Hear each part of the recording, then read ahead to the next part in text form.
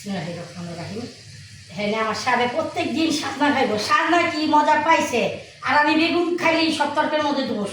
হ্যাঁ, হ্যাঁ, গাছে লাউ শাক আছে, পরে লাউ ডুগা আছে, এই যে লাউ ডুগা, সাজনা, আর এই যে মমিশিঙ্গা আলু গুঁড়া, মানে ছোটো আলু, আমরা একটু ছোটো আলু, আর এই দেশের মানুষের কি আলু, আলু গোটা।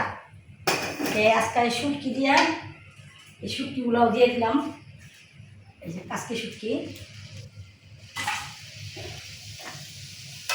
সাদা দিয়া, আলু গোটা দিয়া, লাউ শাক দিয়া, এই যে কাঁচামরিচ ধরে কষাইতেছি, মানে শুটকি রান্ধুন। আর এখানে আছে খোলা মাছ,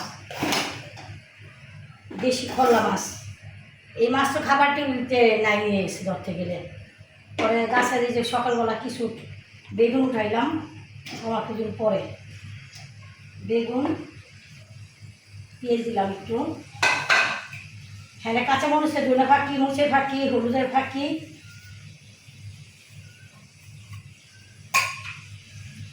মাছটি দিয়ে দিলাম, পরে একটু দিয়ে দিলাম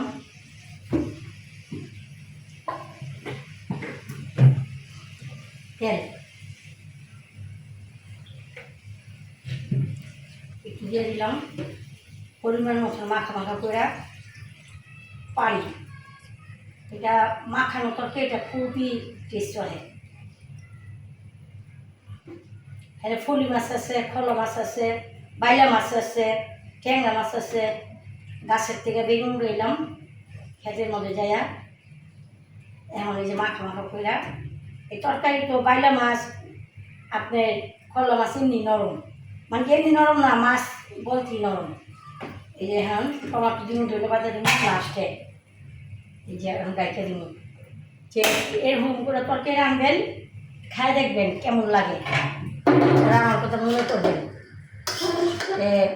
করো ভাজি করছি, আম দিয়া ডাল, এই চলো। আল্লাহ হাফেজ, ভালো থাকেন, সুস্থ থাকেন।